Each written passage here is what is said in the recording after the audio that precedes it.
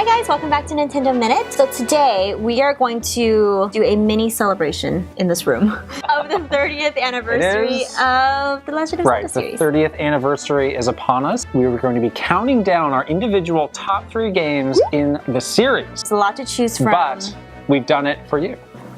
Sort of. What do you mean? I'm still thinking about it. In this moment, I'm still deciding. You better figure it out because this is camera's rolling. Seriously.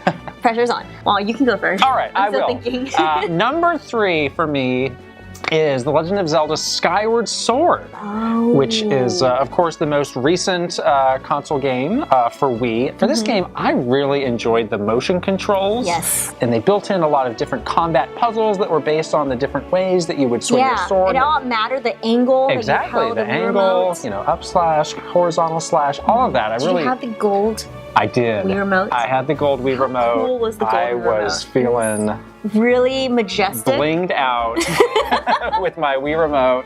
But it's, you know, beyond that, I thought that game had one of my favorite stories. Yeah, definitely the story was one of my favorite parts. Right. Spoiler. This is my number 2. We have to talk about it now together. Well, we'll just skip your number 2. We'll skip the number 2, but this is number 2. Anyways, the story. Yes, I think it plays a really important role in the Zelda timeline, if that's something that you like to follow. I really enjoyed the art style for this game, that kind of watercolor look. Oh, the music is so good.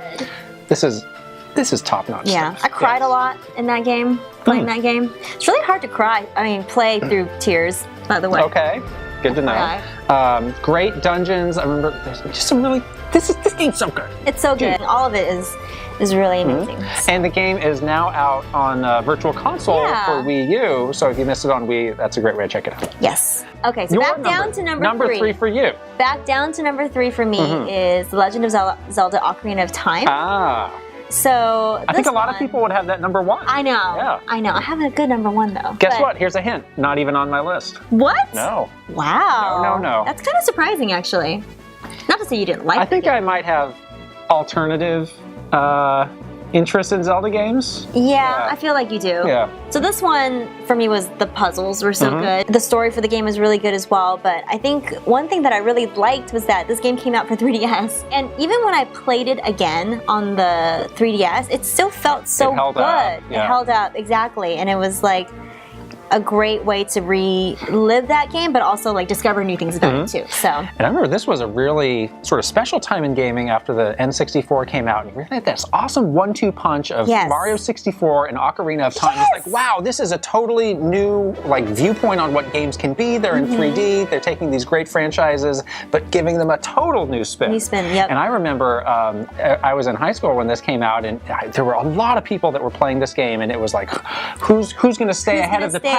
Who's going to finish it first and sort of you know, deem themselves the expert? And I was like, whew, I got to keep up with this. You cannot. No, because I'm bad at puzzles. Exactly. No. I was not. I was like I was maybe like I was probably like the 3rd person that made it through, so I still felt pretty good about myself. This is part of this gaming confession that we had that I didn't own an N64. Remember? Yeah, that's right. So this is one that I play with my friends. I see. We played together. 2 brains are better than 1 brain. We like totally played together. It was so fun. I might negate this entry. A little asterisk, console ownership required to be on your list. No! Maybe your whole list is null and void. What? Sorry. That's ridiculous. That is ridiculous. But yes, if you haven't played it, play it for 3DS. Yes, classic. 3D. It's awesome. All right. You're number 2 now. The Legend of Zelda: A Link to the Past. Oh, that's a good one. Some people enjoy the top-down Zelda. I would say of all of that category, this is the best. This really sort of set up a lot of kind of the Zelda elements that you see carried through from the series from there on, not just the top-down, but in the 3D ones as well. Yeah. It just holds up so well. You know, we're talking about games that hold up. I think that's something that really is a hallmark for this whole series. Is like you can go back you can go back to the beginning. It's like, wow, this is still. You can still play it. It's so fun and it still feels really good. Yeah. Looks great. Music is whoa level good. Whoa level. Look at my face. Whoa! Just everything about this is like a pure masterpiece. Like, of all of Nintendo's games, like this is so high up there, and yet it's still my number 2. What could be number one? What could be? It must be great. I think I know. Oh boy. Let's go. What's your number one? Let's have it. I feel like you know it. I do know it, so it's not even a surprise to me. All right, fine. Well, it's Legend of Zelda Twilight Princess. I think maybe everybody in this world knows by now. Again, not on my list. Not on your list. No. We have differing tastes with Zelda games as we do in life. There's so much about this game that I really love. I think obviously you guys know my obsession with Wolf Link by now, and I'm so excited that Wolf Link is back in Breath of the Wild. That transformation element in Twilight Princess, when you first encounter that at the beginning of the game, it like blew my mind. I was like, what's happening to Link? Oh my god. And it's so cool that that gameplay mechanic really tied into the transformation of the character.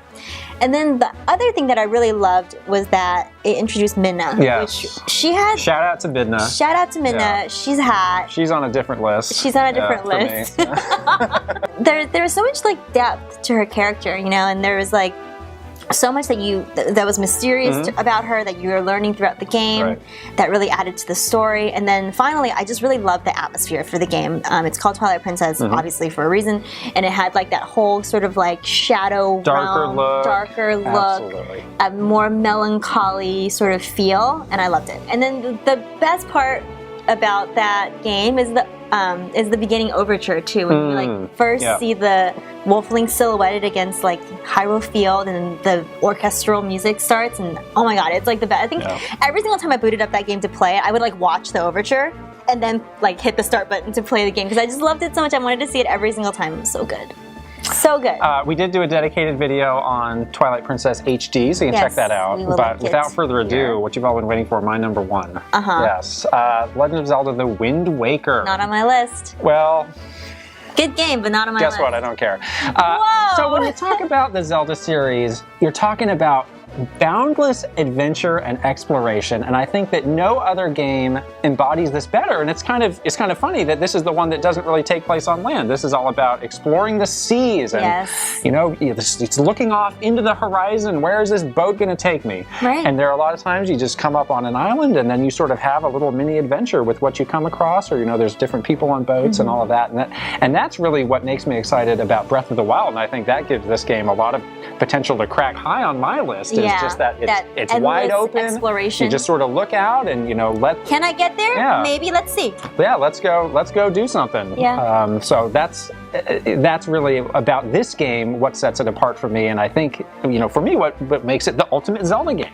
I think there could not be two Zelda games more different than Twilight Princess and Wind Waker.